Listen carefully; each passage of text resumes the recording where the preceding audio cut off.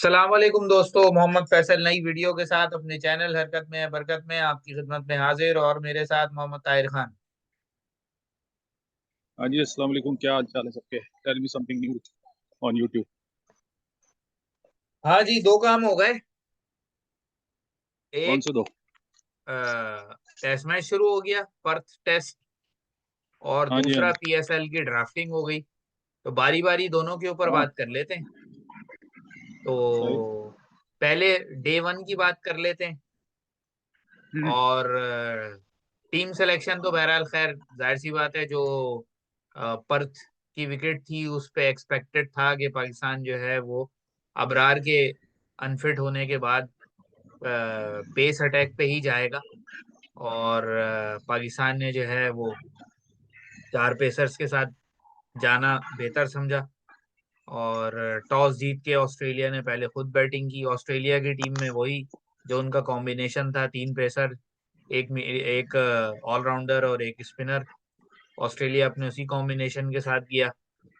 और बॉलिंग पाकिस्तान की जो थी, यानी जो आप जिन बॉलर्स को कहते हैं कि जी ये नंबर वन बॉलर्स हैं, तो उन्होंने तो शुरू में कोई इम्पैक्ट नहीं छोड़ा। और ये जो पांच विकेटें गिरी हैं, फील्डर्स ने अपनी जगह जो है वो काम किए, तीन कैच भी छोड़े, दो कैच छूटे, एक स्टंप छूटा। सैफी भाई लगता है आहिस्ता आहिस्ता कामरान अकमल बनते जा रहे हैं, स्टंप छोड़ने लग गए। तो हाँ, सैफी भाई ख्याल करो यार। और सही बात। बाकी जो है दो चीजें मुझे इसमें लगी जो कि काफी जो है वो पॉजिटिव। एक, पूरा दिन खुर्रम शहजाद की बॉलिंग, कि जिस तरह होल हार्टेडली उसने पूरा दिन बॉलिंग की है और जिस तरह वो बीट करवा रहा था ऑस्ट्रेलियन बैट्समैनों को। हाँ, और दूसरा, आमिर जमाल की आखिरी पे सेशन के अंदर जो है वो बेंट हिज बैक और दो विकेटें निकाली।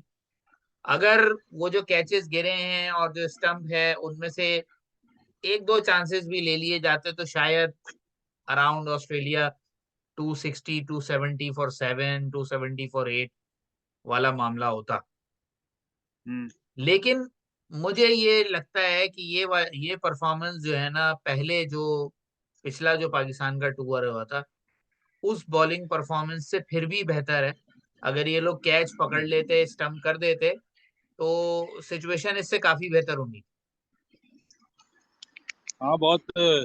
मैं तो समझ रहा था 400 खा लेंगे। स्मिथ को 60 बॉलों पे 31 रन। वार्नर शुरू में तेज था, फिर आहिस्ता आहिस्ता दूसरे सेशन में बेहतर बॉलिंग की है पाकिस्तान ने, और तीसरे में वो जो पहले सेशन का वो था वो शायद निकल गया। जो एडवांटेज होता है कि न्यू बॉल होगी और बैट्समैन नया होगा। बस ये एक चीज हम लैग करते हैं, हम ना लैग करते हैं ये सारे बॉलर, शाहीन अफरीदी के अलावा। ये सारे बॉलर पहली दफा टूर पे थे। फहीम अशरफ भी शायद दूसरी दफा गया है। तो ये पहली दफा टूर पे थे। मैं मतलब इस चीज के हक में हूँ कि आप या तो कंडीशंस ऐसी हों, या फिर एटलीस्ट बॉलर्स को ना, कम से कम बॉलर्स को हमें, क्योंकि बॉलर ही विकेट नहीं ले पा रहे। बैट्समैन तो रन फिर भी बना लेंगे, बॉलर ही विकेट नहीं ले पाते। तो मुझे लगता है इन लोगों को पहले भेजना चाहिए थोड़ा ना, ताकि इन्हें, क्योंकि वो एक बिल्कुल डिफरेंट लेंथ की बॉलिंग है। जहाँ पर्थ में आप बॉलिंग कर रहे होते हैं, नॉर्मली कहते हैं कि बहुत फास्ट विकेट होती है और बहुत बाउंस होता है, लेकिन फिर भी विकेटें उसी को मिलते हैं। आपको याद होगा मोहम्मद अकरम और वो शोएब अख्तर एक साथ खेले थे एक टेस्ट मैच इधर पर्थ में। 2004 का था शायद वो। लेकिन मोहम्मद अकरम ने जो है वो 5 विकेटें ले ली थी, क्योंकि वो पिच अप बॉलिंग कर रहा था। और शोएब अख्तर जो है वो शॉर्ट ऑफ लेंथ और शॉर्ट शॉर्ट गेंदें कर रहा था, तो उसने विकेटें नहीं ली थी। तो आपको तेज बॉलर विकेट नहीं दिलाएगा, आपको वो बॉलर, क्योंकि बहुत से लोग कह रहे थे कि पाकिस्तान पेस मिस कर रहा है आज के दिन, और ये मिस कर रहा है, वो कर रहा है। मैं कहा अच्छा, ये भाई पेस का हमने अचार डालना है जब विकेट ही नहीं निकलेंगी। खैर, वो आपने वो सही पॉइंट आउट किया कि कैच वगैरह मिस नहीं होते, स्टंपिंग मिस नहीं होती। लेकिन फिर भी मैं कहूंगा भाई बहुत बेहतर था। मतलब मैं सोच रहा था इतने होंगे नहीं, लेकिन फिर भी चेक में रखा। 8 80 90 83 84 ओवर में, ओवर में तकरीबन दो 346 350 के अंदर अंदर रखा है भाई। फिर भी ये बहुत है। हमारी जो हालत चल रही है टेस्ट क्रिकेट में, जिस तरह से हम खेल रहे हैं दूसरे ऑस्ट्रेलिया में जाके, बहुत कदरे बेहतर परफॉर्मेंस कह सकते हैं।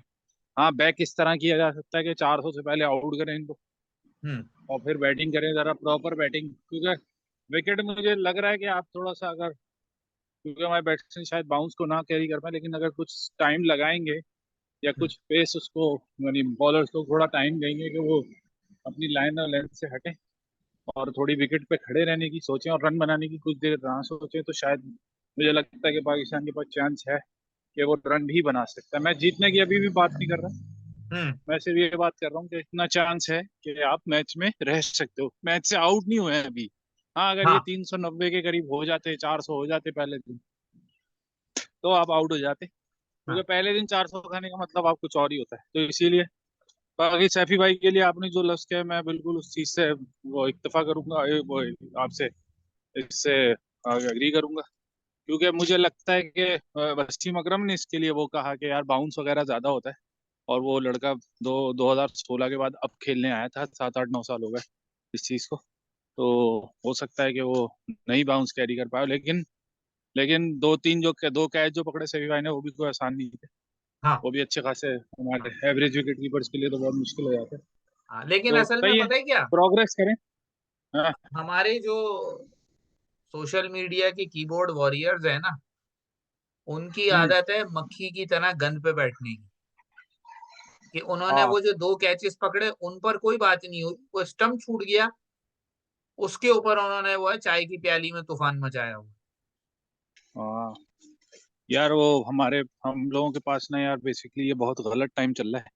क्योंकि कॉम्बिनेशन की बात कर लें तो कुछ लोग ये भी कह रहे थे कि आपको जो है वो अभी अमीर हमजा को शायद खिलाना चाहिए था। हम्म। मैं भी थोड़ा सा इस चीज की तरफ देख रहा था कि विकेट लेना मुश्किल है, हम्म।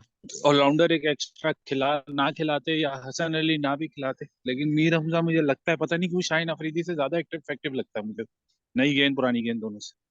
असल में पता मसला नहीं क्यों ये है मुझे कि ऐसा एक, लगता है कि वो शायद टेस्ट। नहीं, शाहीन आफरीदी का मामला ये है कि शाहीन आफरीदी कैसी भी परफॉर्मेंस दे वो किसी भी फॉर्मेट से ड्रॉप नहीं हो रहा। तो इस वजह से कोई भी ऐसा बॉलर जो किसी भी एक फॉर्मेट में शाहीन आफरीदी के लिए थ्रेट हो वो नहीं आएगा। हाँ, हो भी सकता है, आप सही कह रहे हैं। लेकिन ये हमारी बदकिस्मती समझ लें कि रिजवान और सरफराज इस वक्त मुकाबला कर रहे हैं। लेकिन मैं समझता हूँ कि पाकिस्तान ने जो जो सुनहरा दौर था, जिसका लोग कह रहे हैं सुनहरा दौर, जिसे जो सुनहरा दौर मिसबा का था, तो लोग कह रहे हैं कि वो सुनहरा दौर का आखिरी बंदा जो है सभी रिटायर हुआ है।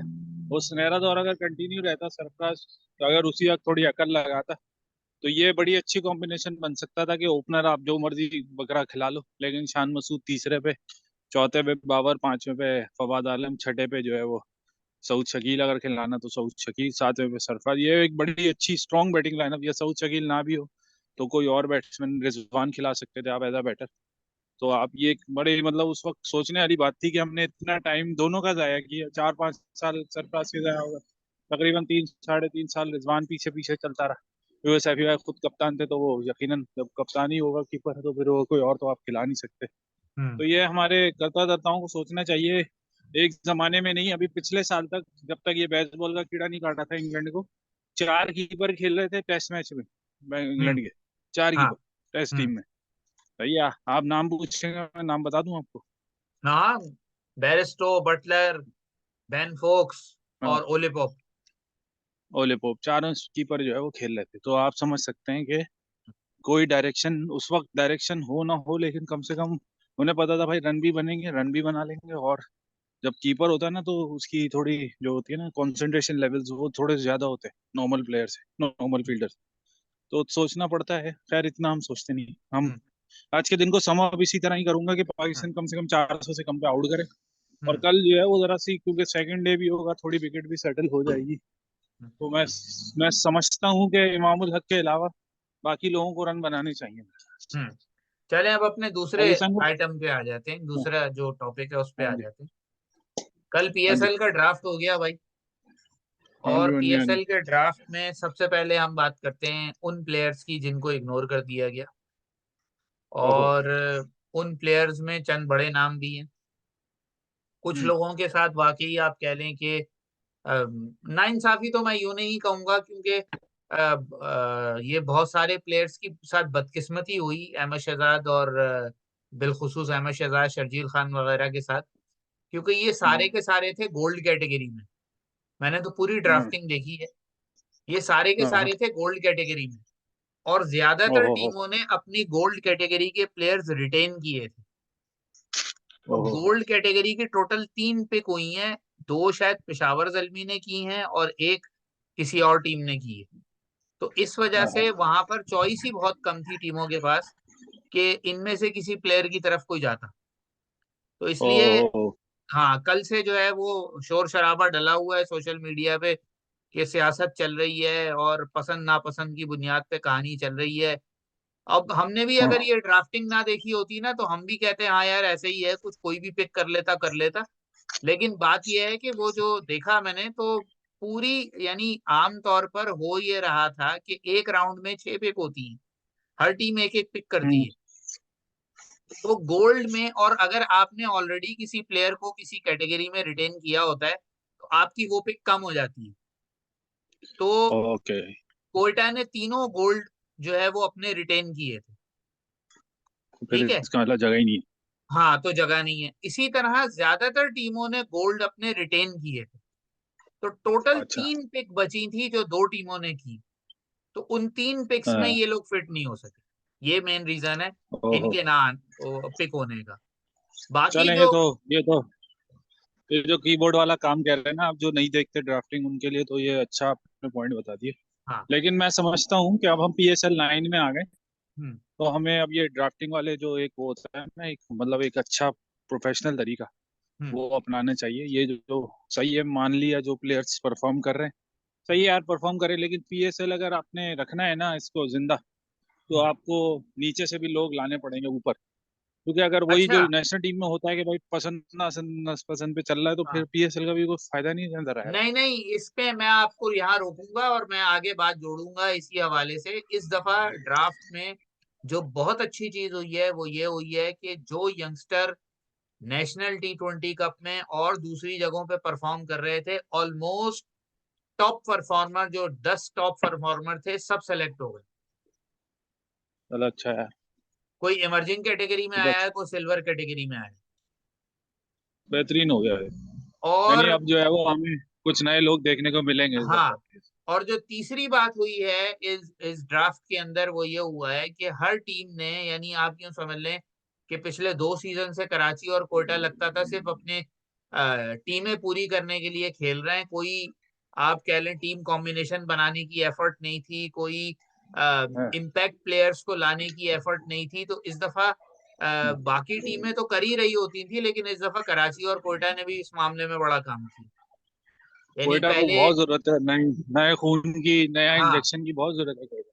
पहले कोयटा ने जिस तरह ट्रेड वाले मामलात किए तो कोयटा ने, आप समझ लें कि जो अपने गन प्लेयर्स थे जिन पे उनकी निगाहें थी वो उन्होंने ट्रेड के जरिए ही हासिल कर लिए थे। ड्राफ्टिंग में तो कल हाँ, उन्होंने, हाँ, आप कह लें कि जो बिग गन है, एक शरफेन रदरफोर्ड को खरीदा, एक आमिर को खरीदा, और बाकी फिर जितने भी प्लेयर्स थे वो सारे के सारे उनके पास जो आए हैं। यानी उन्होंने अपने हाँ, बाकी सिल्वर कैटेगरी के अंदर और इमर्जिंग कैटेगरी के अंदर, इमर्जिंग कैटेगरी में इस दफा कोयटा ने बड़ा अच्छा प्लेयर लिया है, ख्वाजा नाफिर, जिसका बड़ा नाम सुना है अच्छा। बड़ी हिटें मारने के हवाले से। यार साहबजादा फरहान मिस हो गया, वो उधर ही चला गया कोयटा, साहबजादा फरहान लाहौर। लाहौर कलिंदर में चला गया। हाँ जी। हाँ, वो तो बस मुझे बहरहाल लग रहा था उसको खिला दें तो। अगर क्या नाम है टाइम है तो हम जरा जल्दी जल्दी टीमों के जी ऊपर जी जी से जी। गुजरते हैं ताकि एक आइडिया हो जाए कि किस टीम ने क्या क्या पिक किया है। इस्लामाबाद जी जी यूनाइटेड बता। ने जो है वो सही मायनों में, वो कहते हैं ना, बदमाशी का लफ्ज तो मैं यूज नहीं करूंगा, लेकिन उन्होंने इस तरह की गेम की है कि तीनों शाह इस्लामाबाद यूनाइटेड के पास है। हुनैन शाह, नसीम हाँ, शाह और उबैद शाह। वो तो गैंग बना रहे हैं। वो जो आपको एक पोस्ट नहीं है नजर आती, मिसबाह उल हक, इमाम उल हक, ये कहलाता है कि इंजमाम उल हक में मिसबाह हाँ, इसी तरह वो एक गैंग चला आ रहा है ना, शाहीन अफरीदी, शाहिद अफरीदी, रियाज हाँ, अफरीदी, आसिफ अफरीदी, इस तरह का तो गैंग ये चला आ सीन रहा है। है वहाँ। तो अब इस्लामाबाद यूनाइटेड ने जो पिक की हैं वो प्लेटिनम के अंदर शादाब खान, नसीम शाह, जॉर्डन कॉक्स उन्होंने खरीदा है। नसीम शाह ट्रेड हुआ था। और डायमंड के अंदर आजम खान, इमाद वसीम कराची से लिया उन्होंने, और टिमाल मिल्स को खरीदा उन्होंने। यानी डायमंड के अंदर भी हाँ, उनके पास दो ऑलरेडी लोग मौजूद थे। हाँ, प्लेटिनम में भी दो ऑलरेडी मौजूद थे। एक एक पिक उन्होंने दोनों में की है। गोल्ड के अच्छा। अंदर फहीम अशरफ को उन्होंने रिटेन किया, एलेक्स हेल्स को जो है आई गेस के शायद रिटेन किया है या खरीदा है। नहीं, खरीदा नहीं है। ये तीनों के तीनों रिटेन थे, Faheem Ashraf, Alex Hales retain और में है, हाँ कॉलिन रिटेन। मनरो। तो अब देखे ना, यहाँ गोल्ड कैटेगरी के अंदर जो है वो तीनों रिटेन किए उन्होंने, इस वजह से गोल्ड में चांस बहुत कम था। सिल्वर के अंदर हाँ रोमान रईस को दोबारा खरीदा, मैथ्यू फोर्ड खरीदा है, वेस्ट इंडियन फास्ट हाँ बॉलर, सलमान अली आगा को हाँ। खरीदा है, कासिम अकरम को खरीदा है, और शहाब खान। तो हाँ हाँ। ये सिल्वर कैटेगरी के अंदर है। इमर्जिंग के अंदर हुनैन शाह और उबैद शाह दोनों भाई, और अच्छा। सप्लीमेंट्री में शामिल हुसैन और टॉम करन को उन्होंने लिया। तो ऑल एंड हाँ ऑल टॉम अगर करन। देखा जाए तो काफी, आप कह लें कि जो फोकस है अगेन उनका उसी के ऊपर है, मार धाड़ वाली टीम उन्होंने ली है। और हम्म। वही हिसाब किताब उन्होंने रखा है कि ज्यादा उनके पास ऑलराउंडर हो। सलमान अली आगा को उन्होंने खरीद लिया है कि थोड़ी स्टेबिलिटी देने के लिए मिडिल ऑर्डर के अंदर।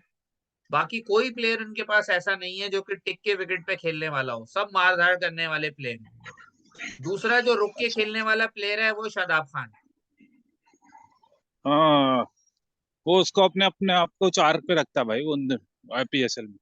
हाँ। वो अपने आप को ऊपर खिलाता है, चार पांच से नीचे नहीं लेके जाता। ये तो चले नेशनल जी, टीम में उसे साथ में ऐड खिलाता है। दूसरी टीम पे आ जाए, कराची किंग्स। कराची हाँ किंग्स जी ने शुरू हो केरॉन पोलार्ड खरीदा, डैनियल सैम्स गया। हाँ खरीदा, और मोहम्मद नवाज ट्रेड कर लिया उन्होंने, कोट आमिर को देके नवाज ले लिया उन्होंने। यार ये वाली चीजें बड़ी मजे की होंगी जब ये जो 8-8 साल लगा कर आए ना इमाद और ये नवाज एक हाँ एक ग्रह कुछ। हाँ। ये चीजें मजे की होंगी। और शादाब कराची भी ने, एक ही तरफ से खेल अच्छा कराची की जो खरीदारी है ना वो मुझे बड़ी पसंद आई। कराची ने रहा है। टिम साइफर्ट को खरीदा है, डायमंड कैटेगरी में, अच्छा। कीवी विकेट कीपर, सही है। और टॉप ऑर्डर में खेलने के लिए जेम्स विंस है कराची में। हसन अली तो आज। वहां ट्रेड हुआ, कासिम अकरम देके हसन अली लिया है इन्होंने। हाँ और शान मसूद भी ट्रेड होके आए थे, ठीक है। हाँ शोएब मलिक को रिटेन किया, तबरेज शमसी को रिटेन किया, मीर हमजा।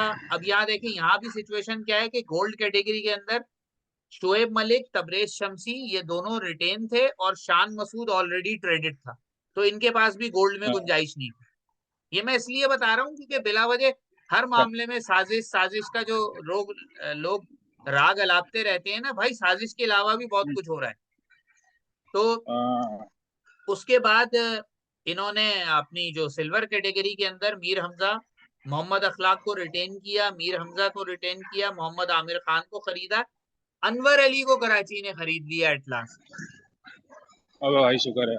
और अरफात मिनहास को खरीदा कराची ने। नहीं, कराची ने अब इस दफा थोड़ी अपनी जो स्ट्रेटजी नजर आई कि ऑलराउंडर्स उनके पास हों, यंगस्टर्स भी हाँ हों, और जो उनकी जॉब, जो पहले उनकी चीजें मिसिंग थी वो हासिल कर सकें। हाँ जो एक और चीज कराची ने की है, इस वक्त जो अंडर हाँ 19 के कैप्टन है साद बेग, हाँ। सप्लीमेंट्री कैटेगरी में कराची ने साद बेग को खरीद लिया। ये भी अच्छा किया है, ये तो अच्छा पिक। कराची ने बहुत अच्छी अच्छी पिक्स की हैं इस दफा। हम्म। अच्छा जी, लाहौर कलंदर्स पे आ जाएं, तो लाहौर कलंदर्स शाहीन आफरीदी को उन्होंने रिटेन किया प्लैटिनम में। फखर जमान हाँ। ड्राफ्टिंग में गए थे, दोबारा प्लैटिनम में खरीद लिया उन्होंने। रसी वेंडर अच्छा। डूसन को लाहौर ने खरीद लिया प्लैटिनम में। हाँ। हारिस और रऊफ ये को यार डेविड, ये हाँ ये काम गलत है, ये वाला बंदा जो है ना ये अच्छे अच्छे मैच बर्बाद कर सकता है ये बंदा। हाँ, हारिस रऊफ और डेविड वीसा को रिटेन किया उन्होंने डायमंड कैटेगरी में, और साहिबजादा फरहान को खरीद लिया। ये बहुत बेहतरीन पिक है जो लाहौर ने की। अब आप सोचें, हाँ। साहिबजादा फरहान और फखर जमान जब एक साथ ओपन करेंगे तो अगली टीम का क्या असर होगा। ये शाहजादा फरहान को देखना, फखर को मैं बहुत देख चुका हूँ। हाँ, उसके अब बाद शाहजादा फरहान को मैंने स्पॉटलाइट में देखना। हाँ, उसके बाद आप ये देखें गोल्ड कैटेगरी में इनके पास भी सिकंदर रजा, अब्दुल्ला शफीक और जमान खान तीनों रिटेन्ड हैं। हम्म। तो गोल्ड में इन्होंने भी पिक नहीं की है, हाँ ठीक है। उसके बाद सिल्वर के अंदर मिर्जा ताहिर बेग रिटेन्ड, राशिद खान, मोहम्मद इमरान जूनियर ये इन्होंने खरीदा है, डैन लॉरेंस इंग्लिश ऑलराउंडर वो इन्होंने खरीदा है, एहसन भट्टी इनकी अपनी प्रोडक्ट थी लाहौर कलंदर की, वो इन्होंने दोबारा उसको खरीदा है ड्राफ्ट से। और फिर उसके बाद इमर्जिंग में जहादात खान, सैयद फरीदून, और सप्लीमेंट्री के अंदर शे होप और कामरान गुलाम। तो ओवरऑल सही। उनका फोकस उसी तरह का था कि जी हमारे पास प्रॉपर 4-5 बैट्समैन हो जो हिटे लगा सके। कोई उन्होंने फ्लेम्बॉयंट किस्म बेहतरीन का, होगा। सिवाय डेविड वीजा के और सिकंदर रजा के, फ्लेम्बॉयंट किस्म का मिडिल ऑर्डर में बैट्समैन नहीं है। डैन लॉरेंस बहरहाल इतनी T20 खेला ये हमें नहीं मालूम। और फखर जमान और Sahibzada Farhan at the top, they are going to explode. सही। हाँ जी। अच्छा जी, अब आ जाए मुल्तान सुल्तान्स के ऊपर। हम्म। मुल्तान सुल्तान्स ने मोहम्मद रिजवान को रिटेन किया, डेविड विली और इफ्तिखार अहमद को प्लाटिनम में। इफ्तिखार अहमद को उन्होंने ट्रेड कर लिया था कोयटा से, और डेविड विली को हाँ, उन्होंने जो है वो खरीदा है प्लाटिनम। उसके सही। बाद डायमंड के अंदर खुशदिल शाह, उसामा मीर, ये दोनों रिटेन्ड हैं, और दवीद मलान को उन्होंने खरीदा है मुल्तान सुल्तान्स ने डायमंड कैटेगरी। उसके बाद यहाँ सही। भी आप देखें गोल्ड कैटेगरी के अंदर मुल्तान ने 2 पिक की हैं गोल्ड कैटेगरी में। हाँ, अब्बास आफरीदी इनके पास ऑलरेडी मौजूद था, रीस टॉपली और रीजा हेनरिक्स, दोनों बहुत ओहो हो जबरदस्त हो। पिक हैं जो गोल्ड में वही मुल्तान ने तो। की। हेंड्रिक्स तो बेचारा बहुमा की वजह से परेशान रहा, वरना वो बर्बाद कर देता जो भी टीम नजर आ। हाँ जी। उसके बाद सिल्वर के अंदर एहसानुल्लाह रिटेन हुआ, तैयब ताहिर, शाहनवाज दहानी वो ड्राफ्ट में गया, दोबारा खरीद लिया। उस्मान हाँ खान को इन्होंने दोबारा खरीद लिया ड्राफ्ट में, यूएई का ओपनर जो है। हाँ हाँ। और मोहम्मद अली, वो जो एक 120 125 की पेस वाला मीडियम पेसर है, वो भी खरीद लिया इन्होंने। उसके अच्छा। अलावा इमर्जिंग में फैसल अकरम। अच्छा, फैसल अकरम जो था वो इन्होंने कराची ने आई गेस छोड़ा था, या किसी और टीम ने छोड़ा था, वो इन्होंने ले लिया। और यासिर अच्छा। खान मुल्तान में चला गया जिसको कोयटा ने छोड़ा। क्रिस हाँ ओके। जॉर्डन और आफ्ताब इब्राहिम जो है वो सप्लीमेंट्री प्लेयर्स हैं। तो मुल्तान सही। ने फोकस यही किया है कि ज्यादा उनके पास फास्ट बॉलर हो। 6 फास्ट बॉलर हैं, 3 लोकल हैं और 3 अच्छा। इंटरनेशनल हैं। अच्छा। उसके बाद आप आ जाए पेशावर जल्मी पे। हाँ पेशावर जल्मी ने बाबर आजम, रोफमैन पॉल, इन दोनों को प्लाटिनम में रिटेन किया। नूर अहमद को हाँ। खरीदा प्लाटिनम में। नूर उसके अहमद बाद, तो वो है ना। हाँ स्पिनर है, अफगानी स्पिनर है। हाँ उसके बाद हाँ डायमंड कैटेगरी के अंदर साइम अयूब और टॉम कोलर कैडमोर को इन्होंने रिटेन किया, और आसिफ हाँ। अली को इन्होंने खरीदा है ड्राफ्ट से। अच्छा। आसिफ अली उसके, फाइनली को खरीद लिया किसी ने। हाँ, उसके बाद अब यहाँ भी आप देखें गोल्ड कैटेगरी के अंदर मोहम्मद हारिस, आमिर जमाल, ये दोनों जो थे ये रिटेन्ड थे। सिर्फ हाँ। इन्होंने नवीनुल हक को खरीदा है अफगानिस्तान, गोल्ड कैटेगरी। अच्छा। सही। उसके बाद जो सिल्वर कैटेगरी है उसमें खुर्रम शहजाद, सलमान इरशाद। हाँ सलमान इरशाद पे तो बड़ा जबरदस्त सीन हुआ कि सलमान इरशाद को लाहौर कलंदर्स ने खरीदा, लेकिन हाँ। वो एक होता है कि किसी एक पिक के ऊपर जो करंट टीम है वो अगर वो एक तरह का स्टे ले लेती है, राइट टू मैच कहते हैं उसको, तो उस पे अच्छा। पेशावर जल्मी ने आरटीएम ले लिया कि हम नहीं दे रहे। हाँ हाँ। इसी तरह का ओके। आरटीएम कोयटा ने लिया उमैर बिन यूसुफ के ऊपर। जब ओके। उमैर बिन यूसुफ को इस्लामाबाद ने खरीदा, तो कोयटा ने आरटीएम ले लिया कि हम नहीं दे रहे उमैर बिन यूसुफ। लेकिन उसमें हाँ हाँ। होता क्या है कि जब आप आरटीएम करते हैं ना, तो फिर आप अपनी उस राउंड की पिक खो देते हैं, फिर आपको पिक करने की इजाजत नहीं होती। ओके। तो ये काम हुआ। सलमान इरशाद, खुर्रम शहजाद, आरिफ याकूब, कराची का स्पिनर खरीद लिया, लेग स्पिनर जिसने अभी तबाही मचाई हुई थी हाँ डोमेस्टिक में, वो खरीद लिया हाँ। पेशावर ने। उमैर आफरीदी और इंग्लिश ऑलराउंडर डैनियल मूजले। ओके। उसके बाद हसीबुल्ला खान को दोबारा इन्होंने इमर्जिंग कैटेगरी में पिक किया। मोहम्मद हाँ जीशान 6 फुट 8 इंच, फैसलाबाद का फास्ट बॉलर जिसने अभी तहलका मचाया हुआ है अंडर 19 एशिया कप के अंदर, वो हाँ। खरीद लिया है पेशावर जलमी।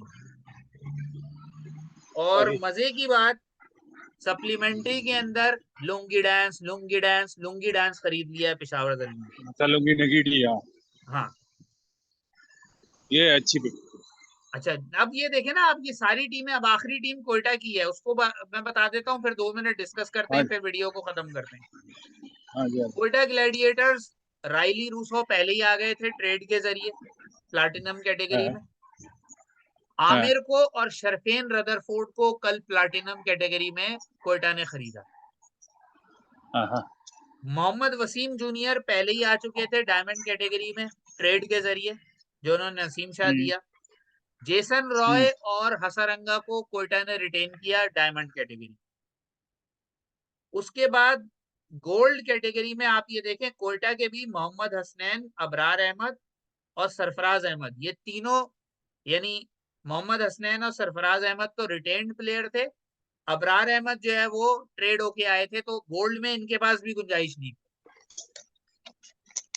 उसके बाद सिल्वर कैटेगरी में इन्होंने विल स्मीट को रिटेन किया और उमैर बिन यूसुफ को रिटेन किया, और 3 प्लेयर खरीदे इन्होंने, सऊद शकील, सज्जाद अली जो कि रिजर्व विकेट कीपर है, और उस्मान कादिर, ये इन्होंने खरीदे हैं सिल्वर कैटेगरी में।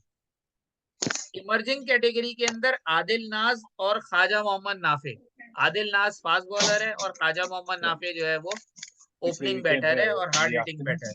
but they are saying that the child must be given a child treatment, not an adult one. So that someone from here said, come after 5 p.m. and take the sachets for constipation for a 5 year. So they were going to send you a prescription? No, no, no. Maybe check with the computer. Because my wife went there and he was saying that came after 5 p.m.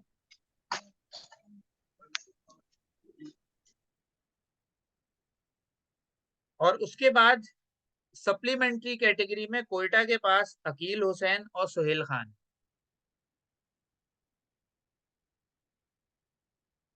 तो ये आपके सामने हमने सारी teams रख दी जो कि इस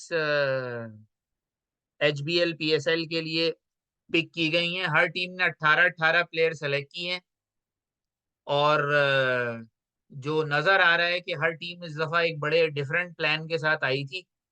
टीम कॉम्बिनेशन के हवाले से जो है वो चीजों को काफी देखा गया।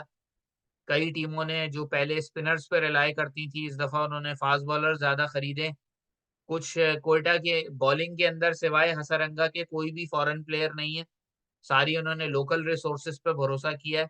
उन्होंने अपनी बैटिंग को स्ट्रॉन्ग किया है, जो फॉरेन प्लेयर्स के जरिए Jason Roy, Sherfane Rutherford, Will Smeed और राइली रूसो, तो ये 4 उन्होंने जो है वो प्लेयर वो लिए हैं जो कि उनकी बैटिंग को स्ट्रॉन्ग करने के लिए रखे हैं उन्होंने।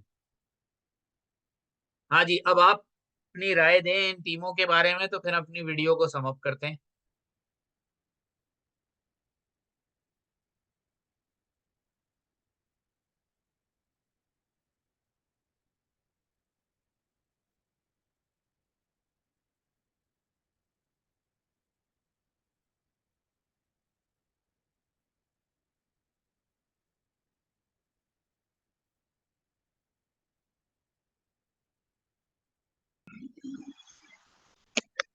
हाँ जी, अब अपनी राय या दीजिए आप।